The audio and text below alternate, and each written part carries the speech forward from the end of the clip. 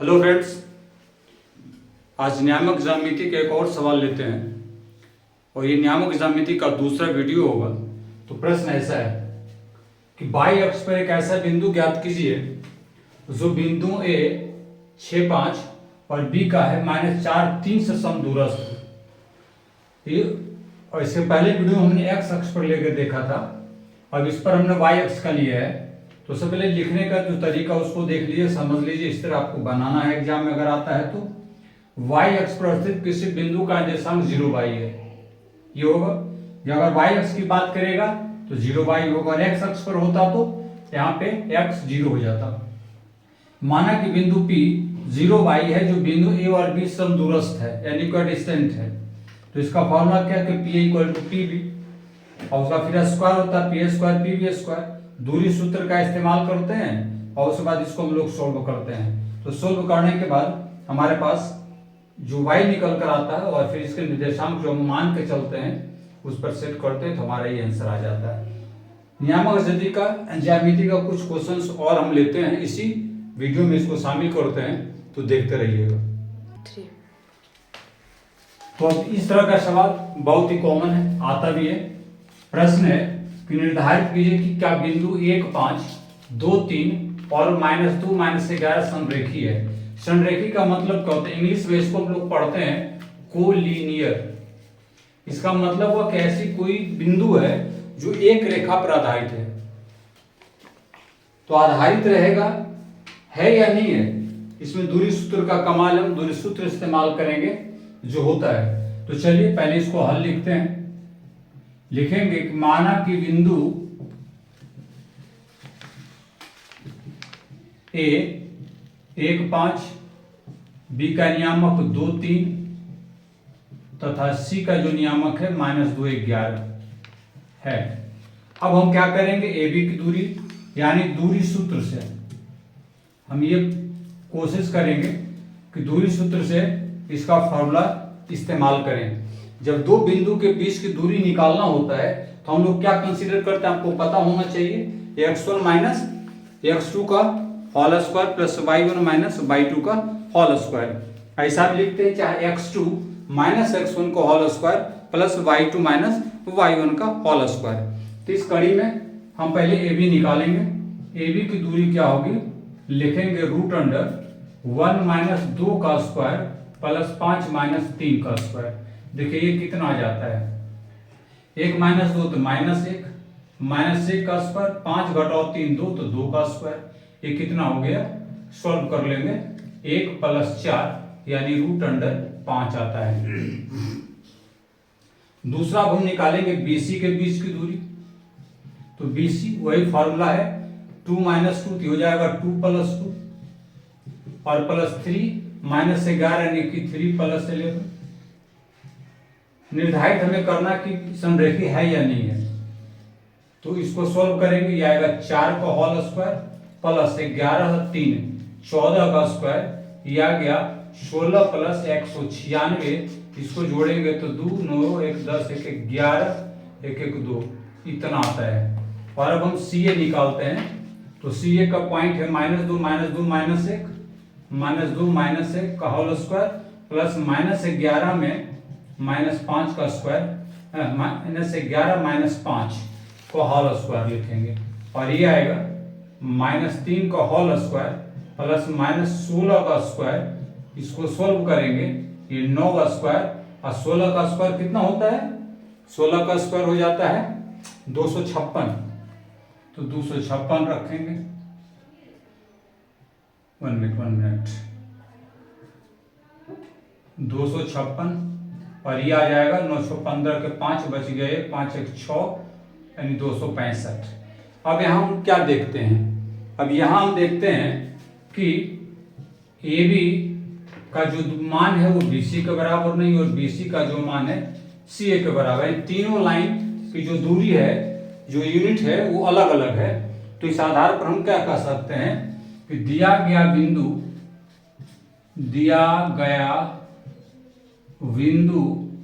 संरेखी नहीं है, संरेखी नहीं है।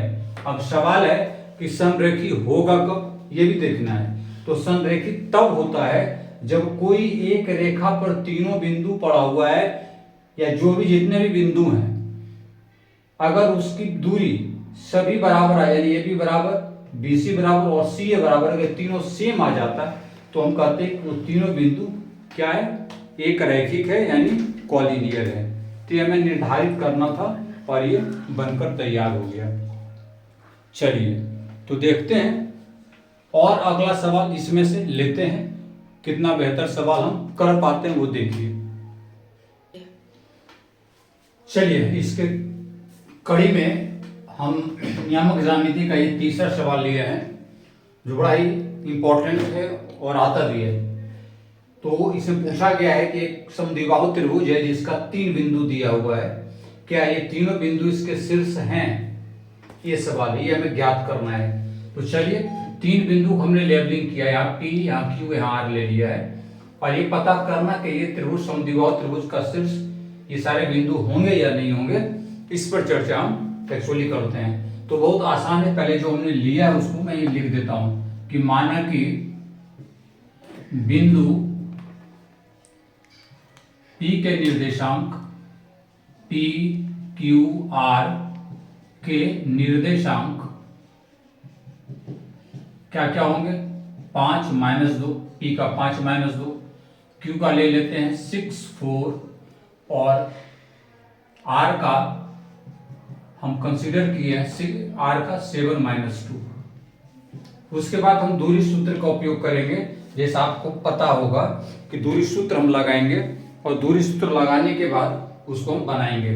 तो पहले हम PQ का दूरी निकालते हैं, यहाँ लिख देंगे कि दूरी सूत्र के उपयोग से, दूरी सूत्र से, और आप लिखें या न लिखें, दूरी सूत्र क्या होता है कि जब हम लगाते हैं तो हमारे पास ये आता है x2 - x1 का स्क्वायर प्लस y2 - y1 का स्क्वायर। हम चाहें तो ये भी लिखेंगे जिससे कोई फर्क नहीं पड़ता है, x1 - x2 का स्क्वायर y1 - y2 का स्क्वायर। तो इस आधार पे हम पहले PQ निकालते हैं, तो PQ हमारा हो जाएगा 5 - 6 का स्क्वायर प्लस -2 - 4 का स्क्वायर, -1 का स्क्वायर आ गया और ये आ गया -6 का स्क्वायर, मिला जुला कर 1 + 36, यह आ जाएगा √37। दूसरा निकालते हैं QR, 6 - 7 का स्क्वायर प्लस 4 + 2 का स्क्वायर, रूट अंडर यहां करेंगे, -1 का स्क्वायर प्लस 6 का स्क्वायर, ये भी वही आएगा, ये आ गया वही। और तीसरा निकाल देते हैं PR या RP, जो निकालिए, PR की दूरी निकालते हैं। तो PR में दूरी क्या होगा, 5 - 7, 5 - 7 का स्क्वायर प्लस -2 - 2 यानी -2 + 2 का स्क्वायर, अब ये आ गया -2 का होल स्क्वायर प्लस 0 का स्क्वायर यानी √4 = 2। नोटिस करने वाली बात यहाँ पे हमें ये मिला कि दो बिंदु चूंकि PQ बराबर QR, ये कितने हैं, √37। आप देखिए PQ हमारा आ गया √37 और QR हमारा आ गया √37, लेकिन ये हमारा आ गया 2। इस आधार पर हम निष्कर्ष पर पहुंचे कि एक समद्विबाहु त्रिभुज है। ये क्या है कि दिया गया जो त्रिभुज है वो क्या है, यह दिया गया जो बिंदु है एक समद्विबाहु त्रिभुज का शीर्ष है। ठीक है, ये समझ में आ गया, यानी ये समद्विबाहु त्रिभुज है, ये दोनों बराबर है, इसलिए दिया गया बिंदु समद्विबाहु त्रिभुज के शीर्ष है, ये हमारा प्रूफ करना था और यही हम बताना चाह रहे थे। तो इस तरह के सवाल आते हैं और इसमें आपको दूरी सूत्र इस्तेमाल करना है।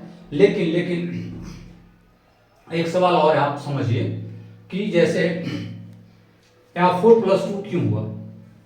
अब सवाल यहाँ 4 है और माइनस करेंगे तो -× -, ये हो गया। तो ऐसे सवाल अक्सर एग्जाम में आते हैं, देखते रहिए, समझते रहिए और हमसे जुड़े रहिए। हम और इम्पोर्टेंट सवाल आपको देते जाएंगे। धन्यवाद। चलिए अगला प्रश्न है कि x और y में ऐसा संबंध ज्ञात कीजिए कि बिंदु x y बिंदु 3 छो और -3 4 से समदूरस्थ हो। तो सबसे पहले तो हम लिख लेंगे कि माना कि P का नियामक x y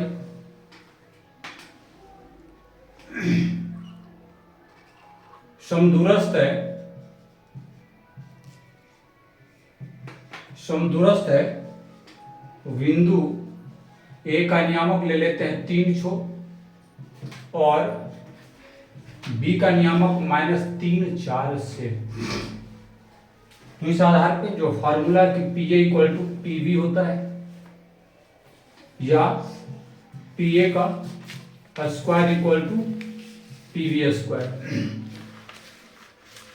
दूरी सूत्र का हम उपयोग करते हैं तो आता है x -3 का स्क्वायर प्लस y -6 का whole square equal to x + 3 का स्क्वायर और प्लस आता है y - 4 का स्क्वायर इक्वल डिस्टेंट का। हमने इस प्रश्न को लगाकर ये हमारा तीसरा प्रश्न है।